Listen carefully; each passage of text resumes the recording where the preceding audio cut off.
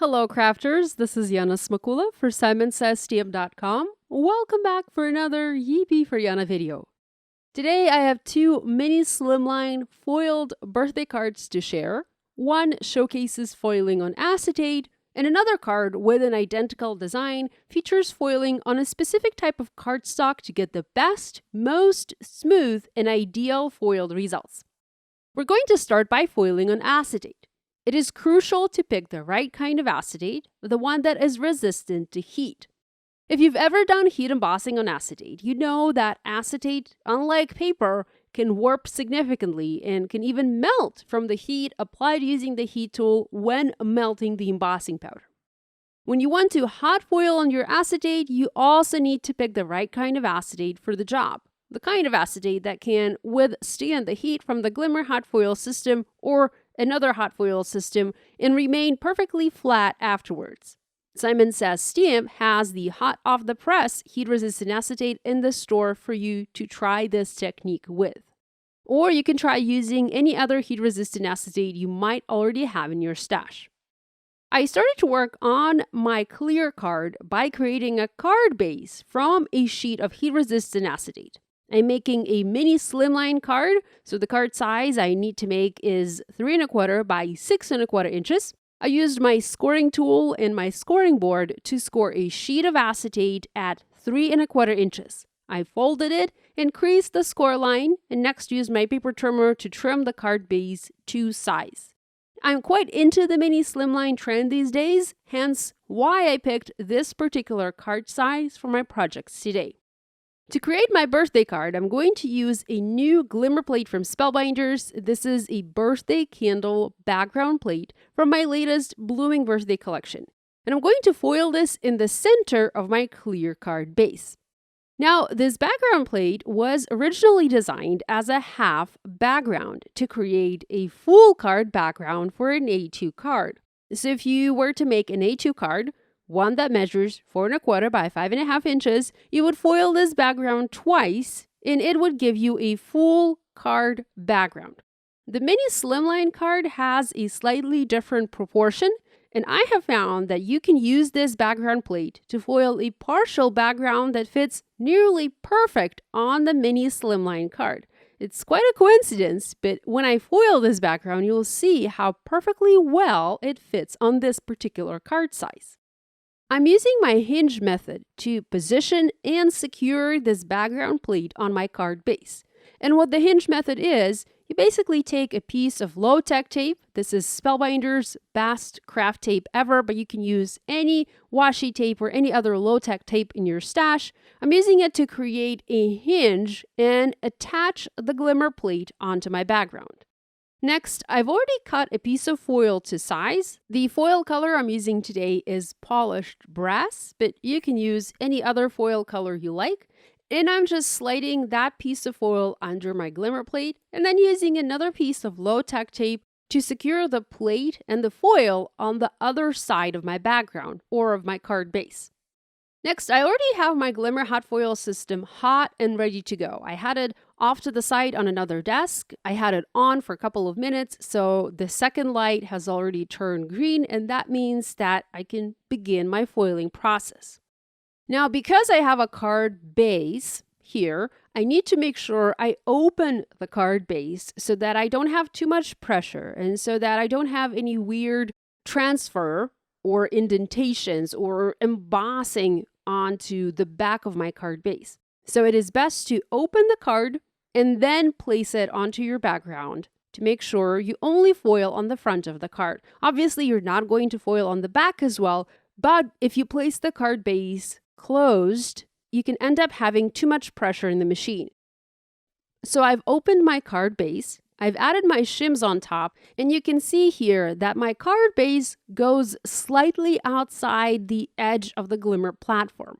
That means I can't really use this in my Platinum 6 die cutting machine because the edges are a little bit too wide. Remember, our card base is 3 1/4, so then when you open the card, it's actually 6 1/2 inches. That's a little bit too big for the 6-inch wide die cutting machine.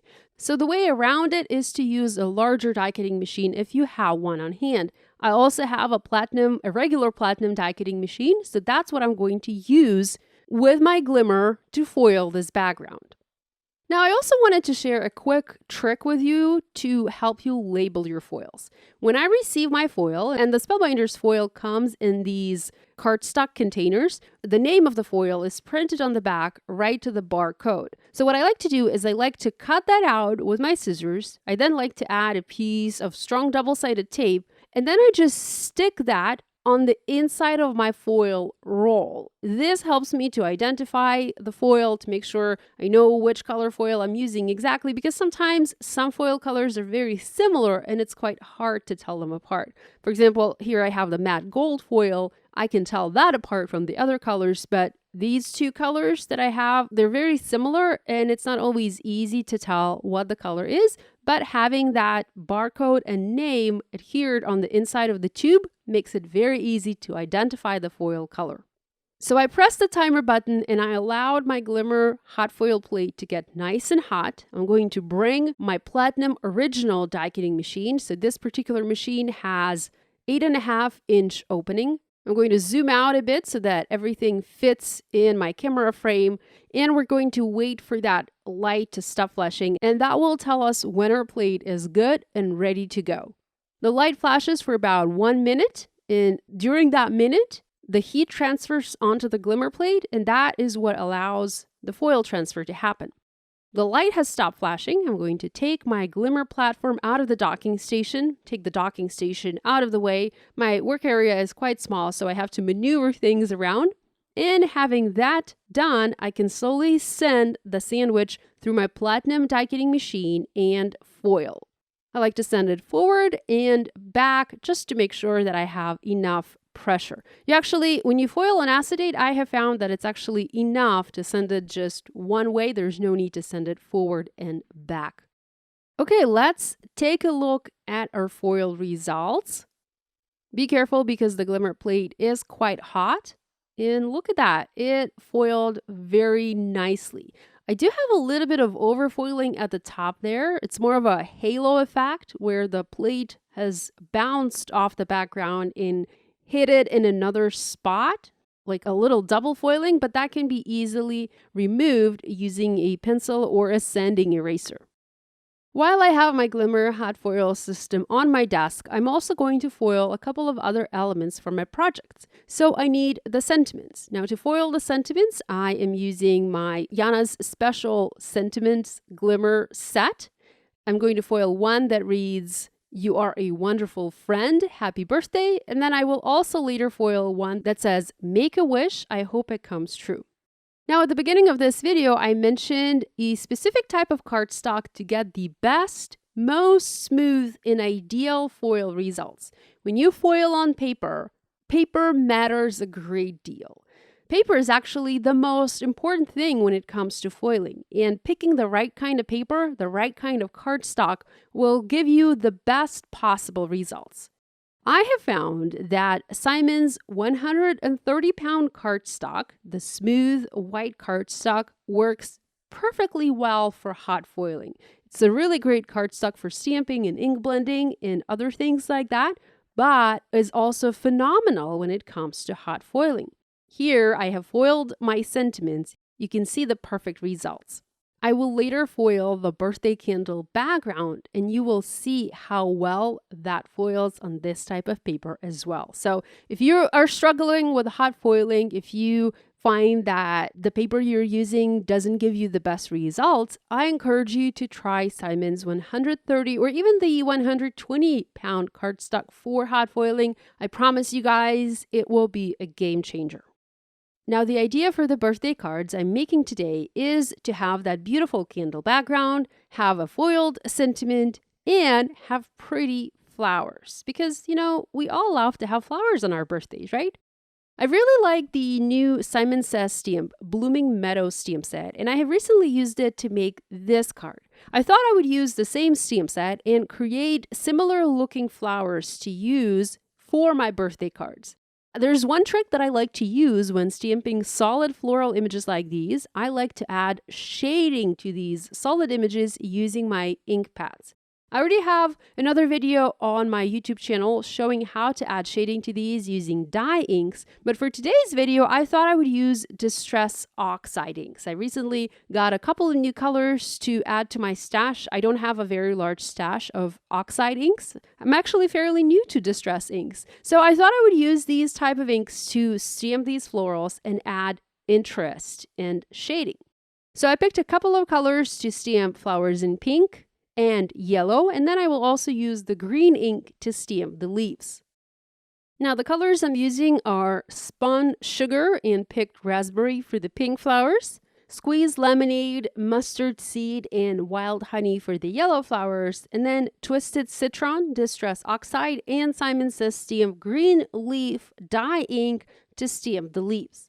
The idea here is to ink the entire flower or the entire image, the entire solid layer, using your lightest color of ink.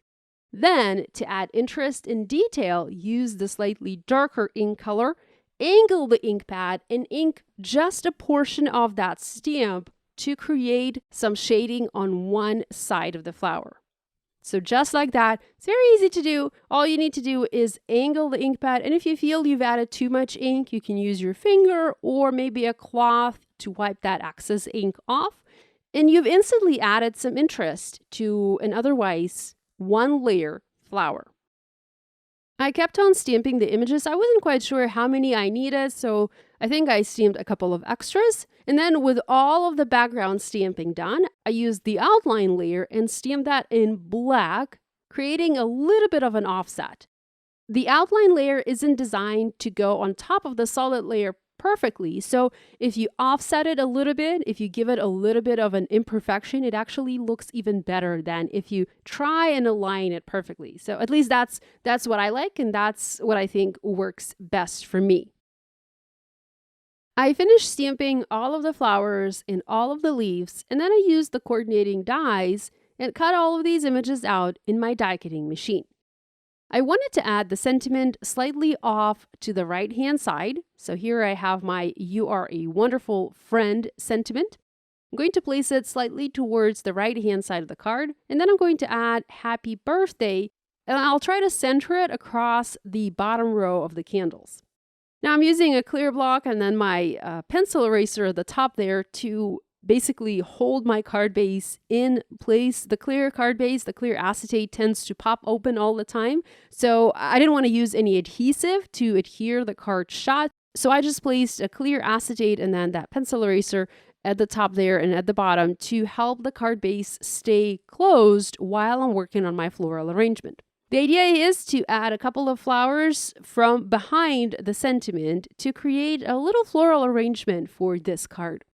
With that done, I used foam adhesive and adhered all of the pieces in place. I quite like the way it looks. It's not two-dimensional, but you do have a little bit of dimension added to your project. Now, with the clear cards, there's always that question of where do you write the sentiment? How are you going to add a personal message to the card? And you can do that by adding another layer, a smaller cardstock layer inside your card.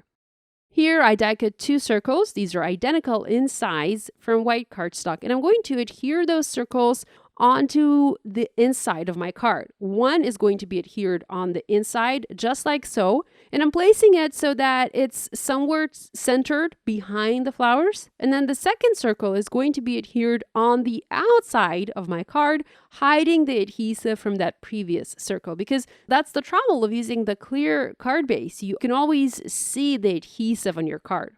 So that's one way to add a panel to your card so that you have a place to write a personalized message. Now you can also use another circle and adhere that behind the florals to hide that adhesive. That's another way to do it. And I did try that.